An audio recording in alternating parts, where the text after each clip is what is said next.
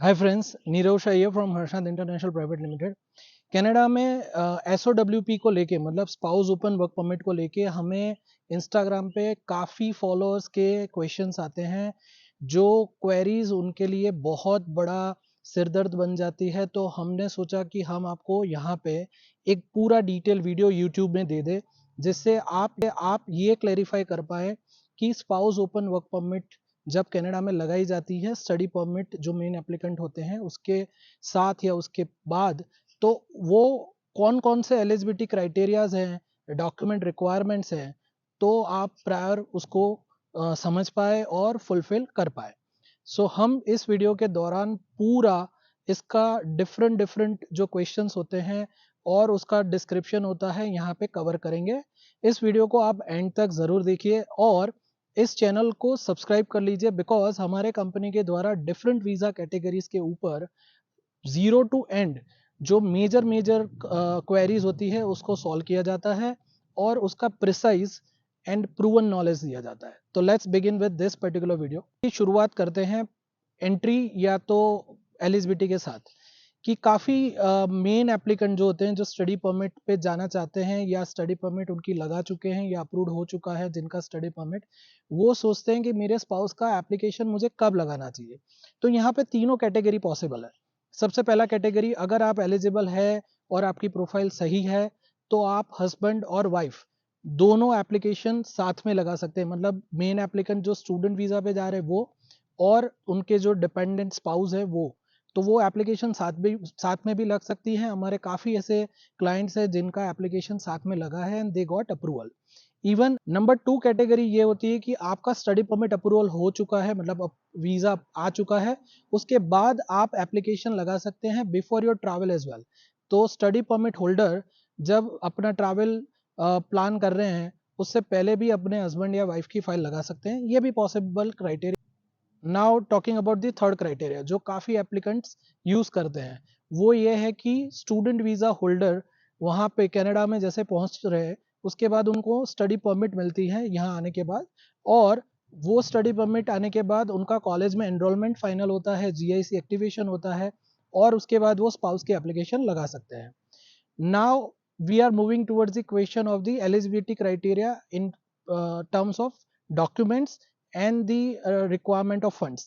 So documents में सबसे major जो रोल प्ले करता है डॉक्यूमेंट, वो ये है कि आपका रिलेशनशिप जो प्रूव करना है जो हस्बैंड और वाइफ के बीच में, वो सबसे बड़ा यहाँ पे रिक्वायर्ड क्राइटेरिया होता है कि आप जो आपके डॉक्यूमेंट्स लगाते हैं उसमें मैरिज सर्टिफिकेट हो गया, मैरिज जो फंक्शन हुआ था उसके फोटोग्राफ्स हो गए, मैरिज इनविटेशन कार्ड हो गया, एज वेल एज आप जॉइंट अकाउंट भी अपने हस्बैंड या वाइफ का जो बैंक के अंदर होता है वो भी आप बता सकते हैं as a proof of relationship, जहाँ पे आप दोनों अपना फंड एक साथ सेव करते हैं फॉर अ लॉन्ग टर्म और उसको फ्यूचर में यूज करने के लिए जॉइंट अकाउंट के अंदर काफी लंबे टाइम के लिए रख सकते हैं। Moving further on other queries like आपके कनाडा या इंडिया में फंडिंग की जो रिक्वायरमेंट फुलफिल करनी है, क्योंकि स्टूडेंट के ऊपर जब स्टडी परमिट के ऊपर जो बंदा जा रहा है, मतलब जो एप्लीकेंट जा रहा है, उसको कनाडा में GIC $10,000 लगाना पड़ता है तभी उनका वीज़ा अप्रूव होता है। उसी तरह जब डिपेंडेंट को आप इनवाइट कर रहे हैं तो डिपेंडेंट का भी रिक्वायर्ड बैंक बैलेंस आपको कनाडा में भी दिखाना होता है, एज वेल एज आपको इंडिया में भी उनका फाइनेंशियल बैकग्राउंड स्टेबल है ये प्रूव करना होता है। Another requirement is about the work. अगर आप अपने स्पाउस को जब इनवाइट कर रहे हैं और वो इंडिया से अप्लाई कर रहे हैं और वो वर्किंग कंडीशन में है, मतलब उनका वो कोई वर्क इंडिया में चल रहा है या कहीं जॉब वो कर रहे हैं, तो वो उनका एप्लीकेशन काफ़ी स्ट्रॉन्ग बनाता है जस्ट बिकॉज कि उनका जो एप्लीकेशन लग रहा है वो ओपन वर्क परमिट का है। तो ओपन वर्क परमिट पे आने वाला जो एप्लीकेंट है अगर वो वर्किंग प्रोफेशनल है तो उनके जो वर्किंग डॉक्यूमेंट्स है वो उनकी फाइल को स्ट्रॉन्ग बनाते हैं, जिसमें आप डॉक्यूमेंट्स लाइक ऑफर लेटर और the appointment letter, experience letter, salary slips, promotion letter, ठीक है, जो जो आपके वर्क डॉक्यूमेंट्स है उसको आप उसमें लगा सकते हैं along with the last education documents. Moving further on the requirement of the documents from the Canada, तो अगर आपके जो मेन एप्लीकेंट है वो अगर कनाडा में है और उनके डॉक्यूमेंट्स आप मांग रहे हैं तो उसमें कॉलेज का enrolment letter, study permit, visa stamp, वहाँ के फाइनेंशियल डॉक्यूमेंट्स, और अगर वो वर्क कर रहे हैं तो उनके वर्क के रिलेटेड डॉक्यूमेंट्स। नाउ सबसे बड़ी क्वेरी आज जो हमने मतलब इसी रिसेंट मंथ्स में हमने फेस की है, जो स्टूडेंट्स के तौर से आ रही है, वो और एक आ रही है कि PGWP holders would like to invite their spouse.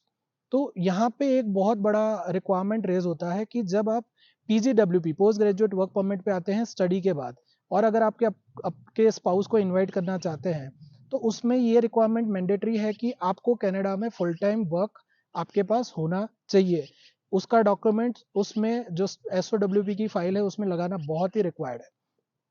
तो जैसे आप फुल टाइम स्टूडेंट थे जब स्टडी परमिट था, तब आप फुल टाइम आपका एनरोलमेंट प्रूव करके अपने स्पाउस या डिपेंडेंट को इनवाइट कर पाते थे। उसी तरह आप जब नेक्स्ट फेज में जा रहे हो, मतलब कि पीजीडब्ल्यूपी पे आ रहे हो, तब आपको फुल टाइम वर्क प्रूव करना है। विदाउट फुल टाइम वर्क अगर आप अपने स्पाउस को इनवाइट कर रहे हैं, तो ये एलिजिबिलिटी क्राइटेरिया या जो पर्टिकुलर क्लॉज है जो स्पाउस को इनवाइट करना है वो फुलफिल नहीं कर पाते आप। इधर हम डिस्कस करते हैं कि एसओडब्ल्यूपी होल्डर जब कनाडा में आते हैं तो उनको क्या क्या बेनिफिट्स मिलते हैं।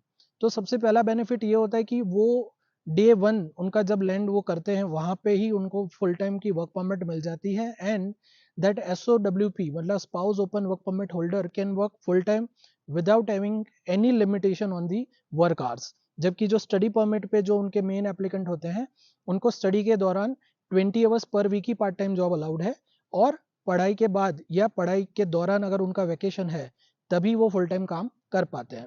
नंबर 2 कि एसओडब्ल्यूपी मतलब जो spouse open work permit holder है वो यहाँ पे आके अपना हेल्थ कार्ड भी एक्टिवेट करवा सकते हैं, उससे भी ये बेनिफिट होता है। और उसके आगे भी बेनिफिट है, अगर आप डिपेंडेंट में चिल्ड्रन को लेके आ रहे हैं तो उनको यहाँ पे स्टडी भी अलाउड है। काफ़ी सारी मेजर जो स्कूल इंस्टीट्यूशंस है वहाँ पे उनका जो स्कूल स्टडीज़ है वो फ्री ऑफ कॉस्ट अलाउड होता है। माइनर रजिस्ट्रेशन फीस कुछ कुछ जगह पे होती है, बाकी मेजर जगह पे आपको फ्री स्टडी अलाउड होता है चिल्ड्रन के लिए। काफ़ी सारे क्वेश्चंस थे जो हमें व्यूअर्स के तौर से मिल रहे हैं। Later on we will come with more and more such kind of questions and their solutions and their detailed guidance on required topic. So please share this video with your friends and relative, and also subscribe this channel to get such kind of updates regularly. Thank you. Bye bye.